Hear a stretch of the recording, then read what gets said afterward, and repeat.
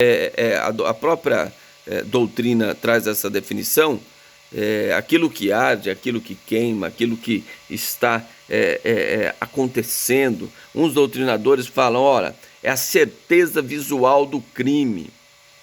Certeza visual do crime. Mas essa definição é incompleta, porque se nós pegarmos as expressões, o sujeito é perseguido logo após a prática do crime e encontrado em situação que se faça presumir ser ele o autor da infração, então nós não podemos falar que flagrante seria só a certeza visual do crime. Para outros doutrinadores, entende, olha, flagrante é só quando o sujeito é surpreendido praticando o crime ou acabando de praticar o crime. Qualquer outra hipótese não será flagrante, será quase flagrante. O legislador quis afirmar que se tratava de flagrante, mas não é flagrante, é quase flagrante. Mas isso não prevalece.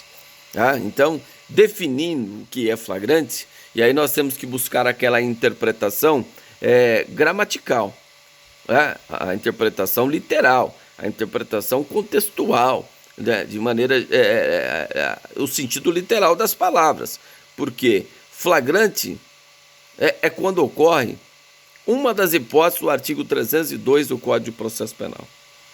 E nós vamos estudar todas elas. Então, flagrante é quando o sujeito é surpreendido cometendo a infração penal, acabou de cometer a infração penal, é perseguido e encontrado logo após em situação que se faça presumir ser ele o autor da infração, é encontrado logo depois com objetos, utensílio da vítima do crime.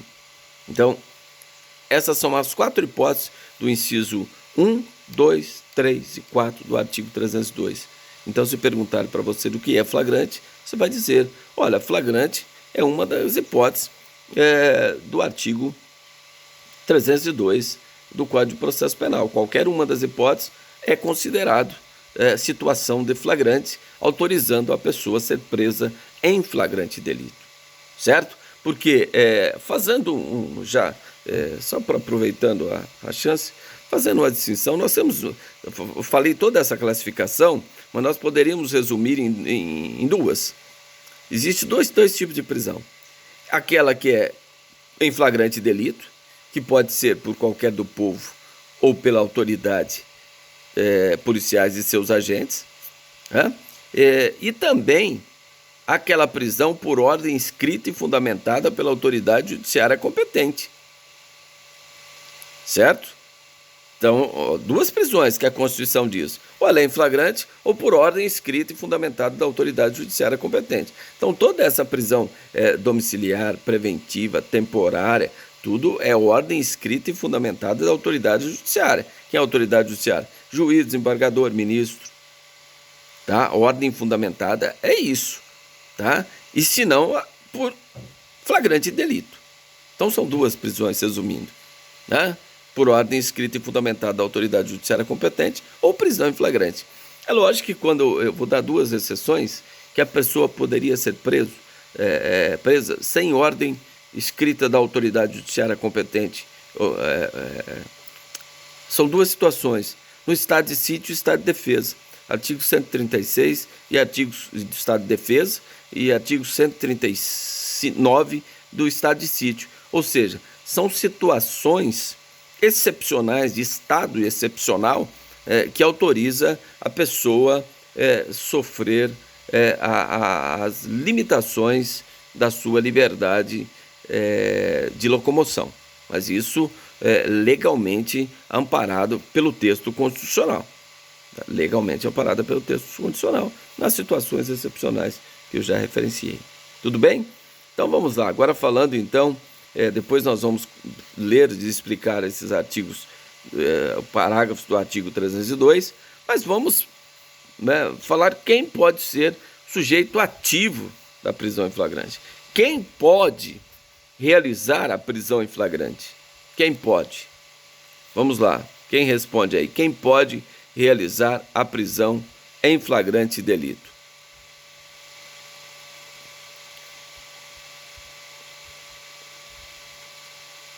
E as autoridades e seus agentes? Não, elas não podem. Sabe por que elas não podem? porque elas devem, elas têm a obrigação. Então, vamos deixar claro isso. Artigo que eu estou dizendo, artigo 301 do Código de Processo Penal. Qualquer pessoa do povo pode realizar a prisão em flagrante da pessoa que esteja em situação de flagrante. Qualquer pessoa do povo pode, tá? E as autoridades e seus agentes do exercício da função devem. Então, devem é obrigatoriedade. Então, isso nós chamamos de flagrante obrigatório. Então, toda vez que a autoridade policial e seus agentes, no exercício da função, deparar com a situação de flagrante, eles são obrigados a prender quem esteja em situação de flagrante, sob pena de caracterizar uma prevaricação, se ele deixou de praticar o ato de ofício por interesse ou sentimento pessoal, prevaricação, além da falta funcional. Além da falta funcional que ele responde. Tá certo? Então ele tem o dever de prender quem esteja em situação de flagrante. E o povo pode, é facultativo. Então, aí nós estamos diante de um flagrante facultativo, porque qualquer pessoa do povo pode. Pode indica o quê? Faculdade e não obrigatoriedade. Então o povo tem a faculdade de prender, e as autoridades têm a obrigação. Flagrante facultativo e flagrante obrigatório. É lógico que as autoridades, fora do seu exercício funcional, elas podem prender em situação de flagrante? Pode, porque ela se equipara a qualquer um do povo. Né? Pode dar voz de prisão, mas como qualquer um do povo. Tá certo? Entenderam essa questão? O sujeito ativo da prisão em flagrante. Certo? E o sujeito passivo da prisão em flagrante? Quem pode ser preso em flagrante? Será que qualquer pessoa pode ser preso em situação de flagrância? Qualquer pessoa? Por exemplo, quem cometer um crime de menor potencial ofensivo, crime de menor potencial ofensivo da Lei 9.099 de 95, não será sujeito passivo da prisão em flagrante. Por que não será um sujeito passivo? Porque nesse caso, como é considerado crime de menor potencial ofensivo, será lavrado um termo circunstanciado. Então, a pessoa cometeu um crime de menor potencial ofensivo, a polícia chegou. A polícia leva essas pessoas até a presença da autoridade policial, onde será lavrado um termo circunstanciado, onde o autor dos fatos se compromete a comparecer, as partes se comprometem a comparecer perante o juiz, do juizado especial de pequenas causas, quando intimado. Então, isso é termo circunstanciado. Tá? Nos crimes de menor potencial ofensivo, cuja pena máxima não ultrapassar 1 ano, né? Até 2 anos. 1 ano é possível a transação penal lá no juizado, e até 2 anos é possível a suspensão condicional do processo, respectivamente, nos termos do artigo 76 e 89 da Lei 9.099 de 95. Certo? Então, outra questão. O menor de 17 anos comete um ato equiparado ao roubo, porque ele não comete crime, ele não comete o crime de roubo, ele comete o ato infracional equiparado ao crime de roubo, do artigo 157 do Código Penal, por equiparação. Será que ele poderia ser objeto da prisão em flagrante? Não poderia. Por que não poderia? Porque é lavrado, nesse caso, um auto de apreensão do menor. Então, o menor ele é apreendido e colocado à disposição do juizado da infância e da juventude. Tá certo? Então, nesse caso, lavra-se um auto de apreensão quando envolve o menor de 18 anos. O Estatuto da Criança e do Adolescente, que rege todo esse processamento. Então, não tem lavratura de auto de prisão em flagrante. Não pode ser sujeito passivo da prisão em flagrante. Já? Os deputados e senadores podem ser sujeito passivo da prisão em flagrante? Tivemos aí um deputado, né, preso em flagrante delito aí, que poderia ser preso por qualquer pessoa do povo. Qualquer pessoa do povo poderia dar voz de prisão para aquele deputado, Daniel Silveira, naquela situação. Mas foi dado pelo ministro. Tudo bem, mas poderia ser dado por qualquer pessoa, porque ele estava em situação flagrancial. certo? Então autorizava para qualquer pessoa do povo dar voz de prisão a ele, certo? Então, nesse caso, ele poderia, por quê? Somente em crime inafiançável, tá? Somente por crime em flagrante, por crime inafiançável. Caso contrário, ele não poderia ser preso por crime afiançável, né? E a casa respectiva, após a comunicação do Supremo Tribunal Federal, irá deliberar se mantém a prisão ou se revoga a prisão. Está lá na Constituição Federal, tá certo? Então, aí nós temos, fora dessa situação, não autoriza que os deputados e senadores sejam presos em situação de flagrância, somente por crime inafiançável.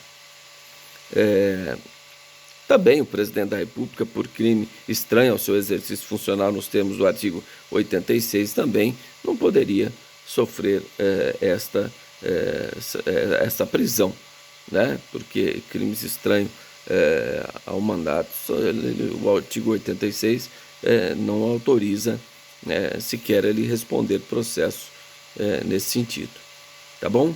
E também, outro artigo interessante, os crimes cometidos na direção de veículos automotores, a lei estabelece, salvo engano, o Código de Trânsito, Código Brasileiro de Trânsito, 9.507/97, salvo engano, a lei do Código de Trânsito Brasileiro, acho que é 9.507/97, salvo engano.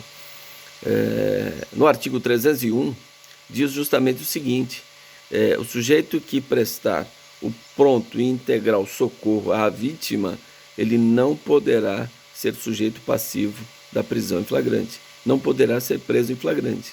Então, se o sujeito comete um crime na direção de veículo automotor e ele prestou socorro, ele não poderá ser preso em flagrante delito, certo? Caso contrário, ele poderia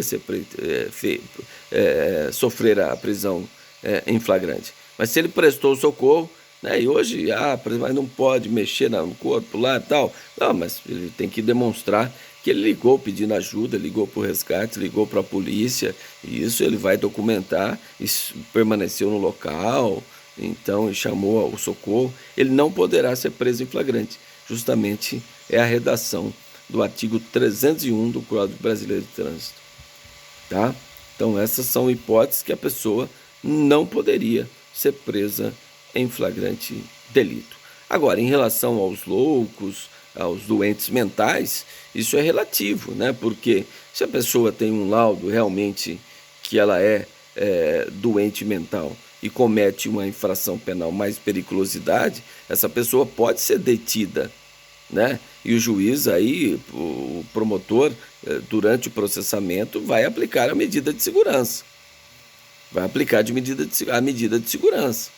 Se ele cometeu uma infração penal, um fato típico, né? Mais periculosidade social, ele vai ser retirado do convívio social, através de uma sentença absolutória imprópria, onde vai aplicar a medida de segurança, né? A medida de segurança de internação em hospital de custódia, se for crime apenado com reclusão, ou tratamento ambulatorial, se for crime apenado com detenção. Tá certo? Pois não. Pois não, Enzo.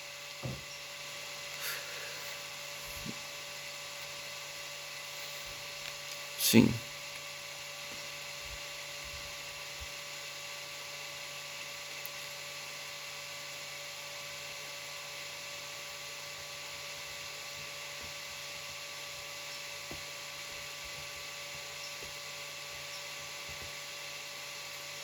Sim.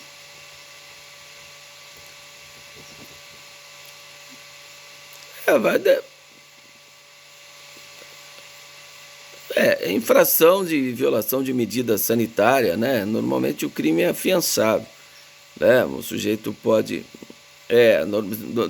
depende do comportamento em si. Se for só fazer coordenando então, vamos ver na regra geral. O crime sendo afiançável, o delegado poderá arbitrar a fiança quando a pena máxima do crime não ultrapassar 4 anos. Tá? Se o crime...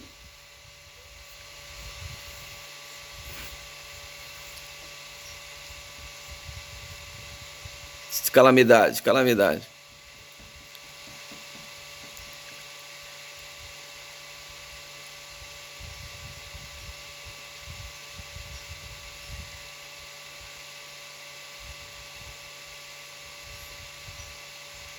Não, isso nem o estado, nem o estado de sítio, nem o estado de defesa, não, isso aí são situações absolutamente excepcionais. Nós estamos, é, nós estamos, nós estamos em estado de calamidade.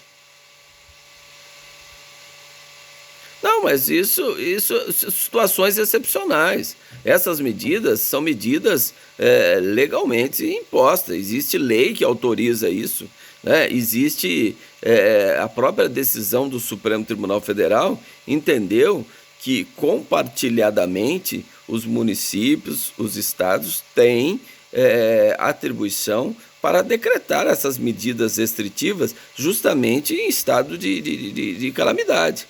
Agora, isso não eximiu também a União. Quando o presidente fala que não, aí eu não posso fazer nada porque o Supremo falou que os municípios e o Estado que têm atribuição. Negativo. Ele diz o seguinte, olha, não estou eximindo a União. A União tem responsabilidade e tem atribuição. Eu só estou dizendo que os municípios e os estados também têm. É isso que foi a decisão do Supremo nesse sentido. Então, isso tudo embasado em ordem legal. Essa restrição em situações... Por quê? É questão de saúde pública, não é um fato isolado de interesse comum, é interesse coletivo. Então, você sacrificar as pessoas, né? Ou seja, deixando as pessoas em casa, sem poder sair de casa, justamente em prol da coletividade. Como tem isso chama princípio dos valores contrastantes. Quando um direito individual, né, e um direito coletivo está em choque, deve prevalecer o interesse coletivo em prol do interesse individual. Tá certo? E não, nesse sentido, não vejo nenhuma legalidade, nenhuma arbitrariedade quando envolve a questão demonstrado o estado de calamidade, demonstrado através de documentos que aquele embasamento é real. Por exemplo, olha, a ocupação de leito ultrapassou 100%. Isso está demonstrado, isso está comprovado. Então, a medida seria razoavelmente correta, indicada por peritos, por pessoas especializadas, por infectologistas que poderiam afirmar e demonstrar que o procedimento correto seria esse fechamento, essa restrição na locomoção das pessoas.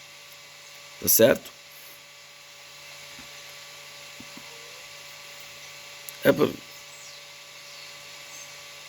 Não, se for, seja bem objetivo nas perguntas, que aí a gente caminha, como são 2 perguntas, né? Você pode fazer.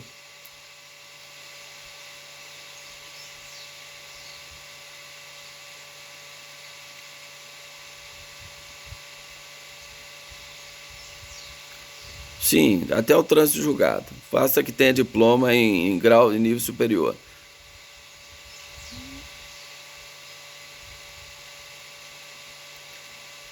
Então, essa já é uma matéria que nós vamos estudar ainda, não é o objetivo da aula de hoje, tá? Mas a prisão preventiva não tem prazo. Ela vai perdurar enquanto perdurarem os motivos que autorizaram a sua decretação. E nos termos do artigo 316 do Código de Processo Penal, a cada 90 dias o juiz deve manifestar se permanece os motivos da prisão preventiva ou não. Se não permanecer, ele tem que revogar. Por isso que o ministro Marco Aurélio soltou o André do Rep, porque o juiz que cuidava do processo não manifestou nos 90 dias se a prisão preventiva era necessária. Por isso que o ministro Marco Aurélio entendeu que esse ato era ilegal, nos termos do artigo 316, que obriga o juiz a cada 90 dias manifestar de forma fundamentada sobre a necessidade da manutenção da custódia cautelar da prisão preventiva. Tá bom? Mas será objeto de aula específica. Então nós estávamos, por nada, nós estávamos falando em, aonde que eu parei aí? Sujeito passivo da prisão em flagrante, né? Então nós vamos dividir esse estudo da prisão em flagrante em 3 fases. Então, a fase da captura, a fase da lavratura do auto de prisão em flagrante e a fase da custódia. Então, a primeira a captura, depois a lavratura do auto de prisão em flagrante e depois a custódia, certo? Então, nós vamos explicar agora as modalidades de flagrantes de acordo com a lei. E nós já falamos 2 modalidades de flagrante. De acordo com o artigo 301 do Código de Processo Penal, lá existe o flagrante facultativo, é aquele que qualquer pessoa do povo poderá prender quem se encontrar em situação de flagrante delito, né? Qualquer pessoa do povo pode, e as autoridades policiais e seus agentes devem prender quem esteja em situação de flagrante. Então nós falamos aí do flagrante facultativo e do flagrante obrigatório, certo? Agora vamos lá falar do artigo 302, né, que define o que é o flagrante. Então nós procuramos fazer algumas definições, né? Flagrante, aquilo que arde, aquilo que queima, aquilo que está acontecendo, né? Falei da certeza visual do crime. Mas todas essas definições são insuficientes, porque, na verdade, nessa interpretação gramatical, nós temos que seguir o sentido literal das palavras. E o artigo 302, inciso 1, diz: é considerado situação de flagrante quando o sujeito está cometendo a infração penal. Ele está cometendo a infração penal. Então, eu adentro no quarto, o sujeito está atirando, eu vejo ele apertando o gatilho, o projétil acerta na vítima e a vítima cai ao solo. Então, eu surpreendi no momento que ele estava cometendo a infração penal. Tá? Ou, quando eu estou do quarto ao lado, quando eu escuto o estampido ali do disparo de arma de fogo, eu vou até o quarto, vejo o sujeito saindo com a arma em punho e a vítima já caído em solo. Então, nesse caso, eu posso dizer que eu surpreendi a pessoa quando ela acabou de cometer a infração penal. Essas 2 hipóteses do artigo 302, inciso 1 e 2, é conhecida como flagrante próprio, ou flagrante perfeito, ou flagrante real. Tá? Essas são as terminologias que identificam essa situação flagrancial, quando o sujeito está cometendo a infração penal ou acaba de cometer a infração penal. Tá? Inciso 1 e 2, chamado de flagrante próprio, perfeito, né? Ou real. Essas são as terminologias que vocês vão encontrar aí na doutrina, definindo essa situação de flagrante, que autoriza a pessoa ser presa, seja por qualquer pessoa do povo, seja pela autoridade policial e seus agentes. Tudo bem que devem prender, né? Não tem a faculdade, ele deve prender. Então nós falamos dessas 2 hipóteses. A terceira hipótese é o inciso 3º do artigo 302, que é chamado de flagrante impróprio ou quase flagrante.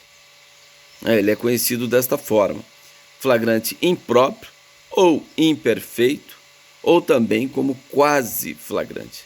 Então eu falo dessas terminologias porque você pode encontrar, de repente, doutrinador que fala flagrante imperfeito. Então você sabe que é o artigo 302, inciso 3º. Flagrante impróprio, artigo 302, inciso 3º. Ou quase flagrante. Essa é uma situação de quase flagrante. Então você sabe que é o inciso 3º do artigo 302. Né? Quando o sujeito é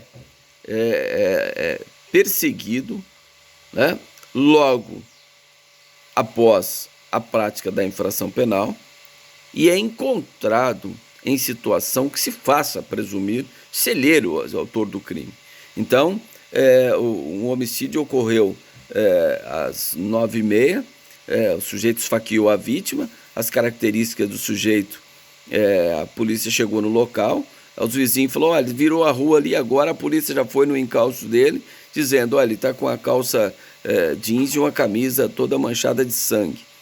A polícia encontra essa pessoa nessa situação, perseguindo, encontra ela nessa situação. Então, nesse caso, essa pessoa pode ser presa em flagrante? Pode. A polícia não surpreendeu ela, ou qualquer do povo não surpreendeu ela praticando o crime, nem acabando de praticar.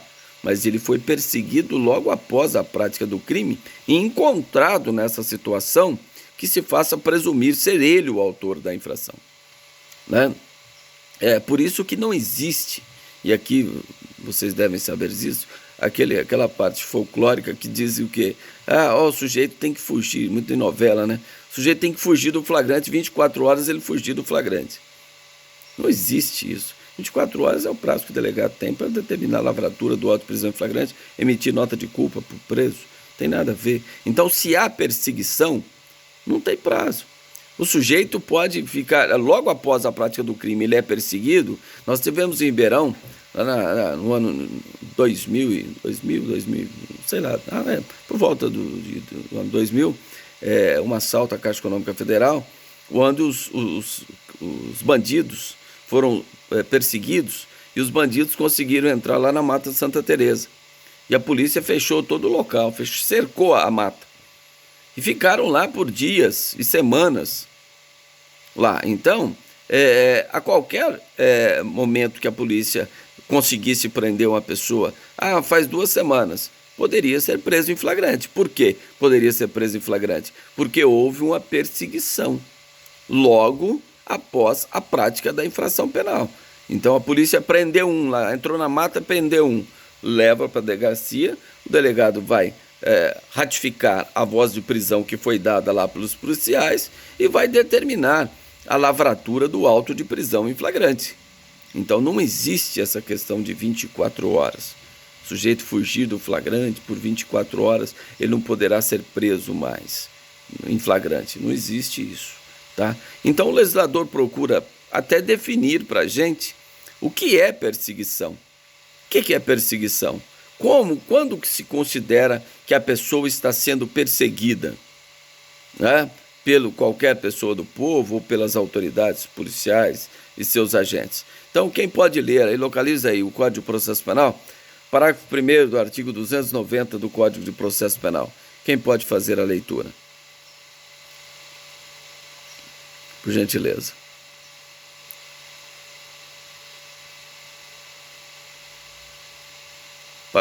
Pode ler.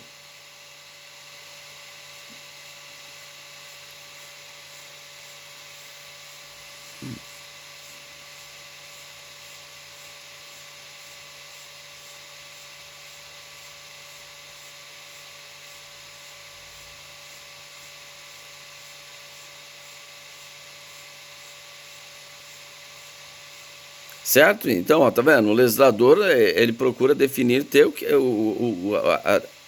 que é uma perseguição. Então, a polícia, ou qualquer pessoa do povo está perseguindo, embora tenha perdido de vista, continua a sua perseguição. Ele é encontrado 5 dias depois, a polícia perseguindo.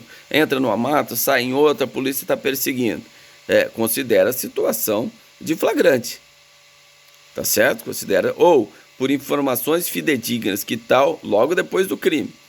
Logo após o crime. Por informações fidedignas que o sujeito tenha passado em tal local e a polícia for no seu encalço. Isso é perseguição também. Tá certo? Agora nós temos um problema. Sempre o legislador está dizendo aí que essa perseguição deve ser logo após o crime. Mas o que seria logo após o crime? Seria um dia seria logo após o crime? 24 horas? 12 horas seria logo após? Ou seria 1 hora logo após o crime? Né? Então, a perseguição não tem prazo. Agora, o início tem que ser logo após. O que é esse logo após? Então, nós vamos ler agora o artigo, inciso 4º do artigo 302, e aí nós vamos explicar essa expressão, porque no inciso 4º nós temos a expressão logo depois, tá? E não logo após. Então, o inciso 4º o sujeito é encontrado logo depois, com objetos, pertence, utensílio da vítima, que faz presumir também ser ele o autor da infração. Então o sujeito é encontrado 1 hora depois do crime com o relógio da vítima. Ora, será que ele pode ser preso em flagrante? Pode. Ah, mas e se ele achou o relógio na rua? Tudo bem, por isso que tem um inquérito. O sujeito é preso em flagrante e tem um inquérito, o delegado vai investigar. Ele pode apresentar lá e falar, não, 5 pessoas aqui estavam comigo quando eu achei aquele relógio lá na rua. Elas viram, o dono lá do comércio, o vizinho, a outra pessoa que estava lá, viu que eu achei o relógio na rua lá. Certo, mas a princípio, se ele está com o relógio da vítima e a vítima foi morta a 1 hora, a 2 horas, autoriza ele, será que ser preso em situação de flagrante? Tá? Então nós temos que essas duas questões para decidir. Qual é o prazo dessas expressões logo após e logo depois? E só antes que eu me esqueça, esse inciso 4º é chamado de flagrante presumido ou ficto. Então, se você encontrar na doutrina, olha, aqui é um exemplo de flagrante presumido, ou aqui é um exemplo de flagrante ficto, você sabe que é a hipótese do inciso 4º do artigo 302, flagrante presumido. Tá certo? Tudo bem?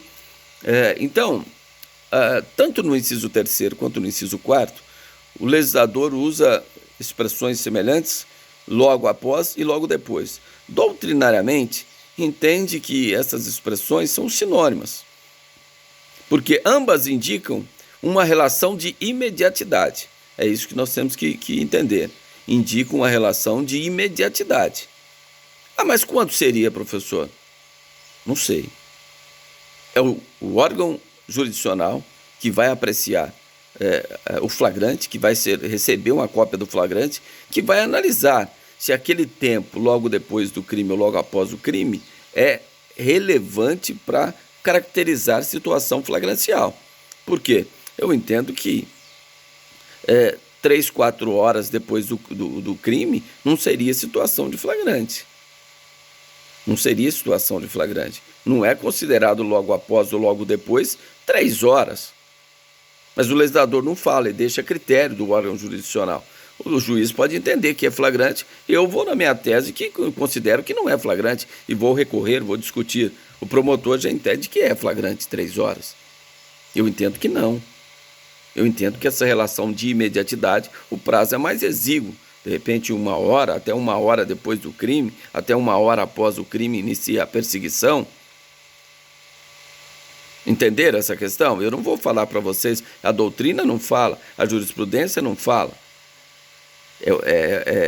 É critério, né, do órgão jurisdicional que vai analisar se aquele tempo percorrido é juridicamente relevante para a caracterização da situação flagrancial ou não.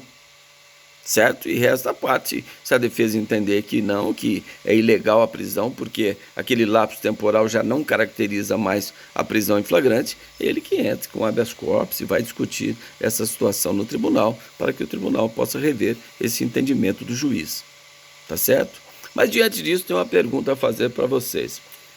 Qual das duas expressões pode dar mais segurança ao órgão julgador, ao órgão jurisdicional, ou seja, ao juiz, em dar maior elasticidade temporal? Ou seja, ele pode considerar um prazo um pouco maior para considerar situação de flagrante, no logo após ou no logo depois? Qual das duas expressões o juiz pode entender e dar maior elasticidade, ou seja, considerar um prazo um pouco maior como válido para caracterizar a prisão em flagrante delito? Logo depois, quem mais? Logo depois, quando ele é encontrado com objetos, pertences, utensílio. Logo depois, mais alguém? Rapidamente. Necessário, pessoal, acompanhar esse raciocínio, porque aí você consegue entender. Mais alguém? Quer manifestar? Então vamos lá. Não, vocês estão equivocados. Não é logo depois. É o logo após. Por que logo após? Prestem atenção. Como existe perseguição, dá maior segurança para o órgão jurisdicional considerar um tempo mais elástico. Por quê? No logo depois, não há perseguição.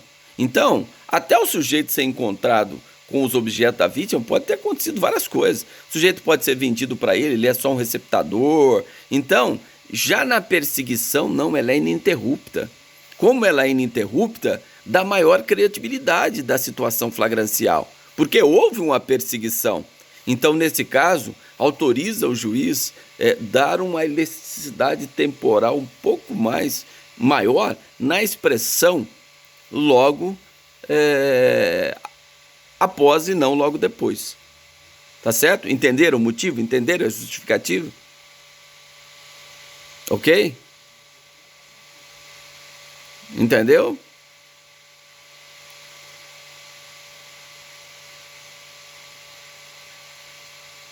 Sim, não, assim, o legislador não ficará tão, o órgão jurisdicional não ficará tão seguro no logo depois, em dar um prazo maior, porque pode acontecer várias coisas. O sujeito é encontrado com o relógio, mas por quê? Não, o sujeito pegou o relógio da vítima que estava dentro do carro, ele queria matar a vítima porque tinha um problema passional, e aí pegou o relógio da vítima que estava dentro do carro e vendeu para o sujeito lá. O sujeito adquiriu o relógio, então pode ser uma receptação, tudo pode ocorrer.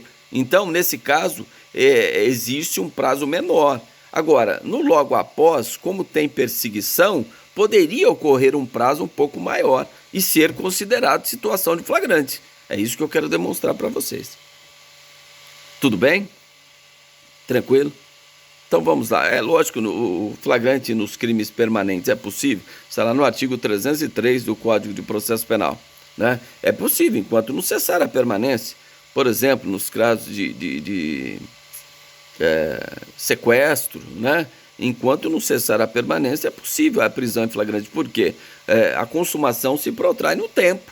Então ela inicia com o arrebatamento da vítima e vai até a sua libertação. Então, todo esse lapso temporal, isso pode durar 1 ano, pode durar 2 anos. Se o sujeito, o sequestrador, for encontrado, ele será preso em situação de flagrante. Por quê? A vítima mantém a vítima em cativeiro. Então, nesse caso, a consumação se protrai no tempo.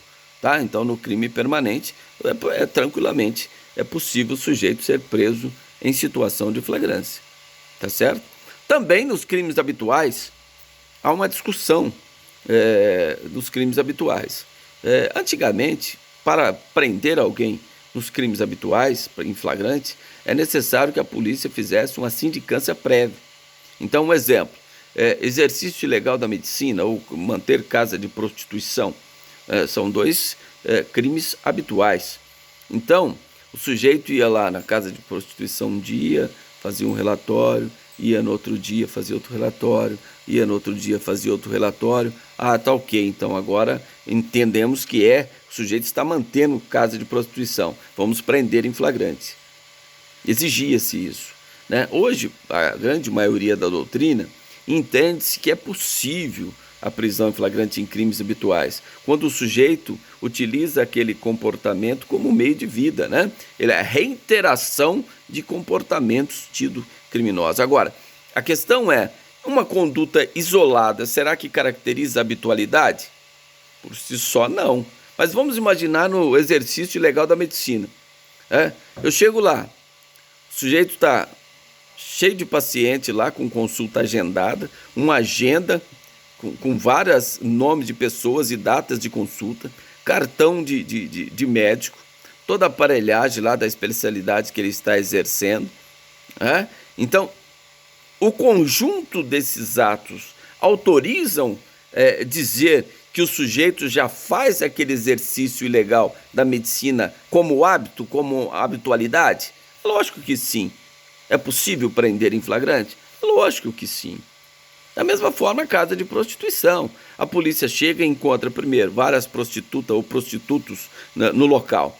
Encontra panfletos de festas que aconteceriam no local. Encontra utensílios utilizados para a prática da prostituição. Tudo isso revela que a pessoa já fazia aquele comportamento como meio de vida, como hábito. O justificaria, então, a prisão em situação de flagrante. Tá certo?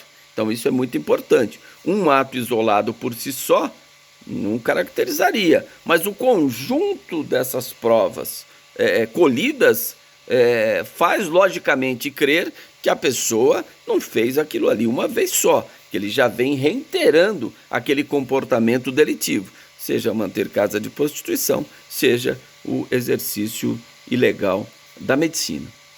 Correto? Tudo bem? Então vamos falar, continuando aí da situação de flagrante. Eu vou falar o último flagrante, eu vou encerrar, porque mais de uma hora falando direto, fica difícil a gente continuar. Eu consigo levar o conteúdo programático nesse período com uma hora e pouquinho de aula, tá bom? Que aí eu não consigo falar direto assim, tá sendo difícil. Eu tenho 24 aulas por semana, esse semestre, excepcionalmente, está sendo uma luta para conseguir cumprir com esse compromisso, né? Mas vamos lá. Flagrante provocado ou preparado. Vocês acham que isso é legal ou é ilegal? Ilegal? O próprio nome sugere ilegal, preparado ou provocado. Vou dar um exemplo para vocês. Uma emboscada. Quase, né? Vamos dizer assim, um induzimento, né? Vou dar um exemplo em relação a drogas. O sujeito vai numa cidade pequena, vai ter uma festa na cidade pequena, um policial sem nenhuma identificação, ou seja, disfarçado, policial civil, por exemplo, não tem camiseta, não tem colete da polícia civil, sabe quem é o traficante lá na cidade, que vai operar naquele dia, que está lá, que vai estar fazendo o tráfico de entorpecente. Ele chega para o sujeito e diz: olha, eu tenho R$1.000 aqui para comprar drogas. Você tem droga para vender? Cocaína. Ele fala: eu não tenho, mas se você me der uma hora, eu vou buscar e te entrego a droga. O policial fala: ok. Quando ele chega, o policial fala: ó, você está preso em flagrante. Será que isso é legal ou é ilegal?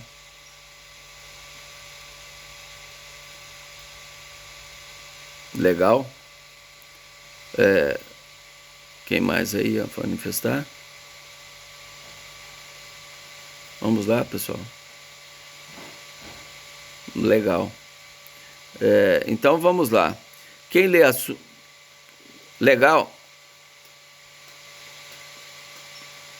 Não, esperado eu não falei ainda. Nós vamos tratar do flagrante esperado, é outra coisa. Flagrante esperado é absolutamente legal.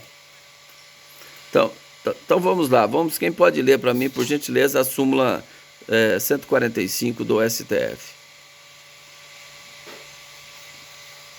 Súmula 145 do STF.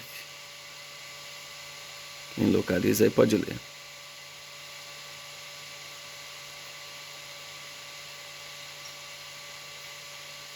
Certo?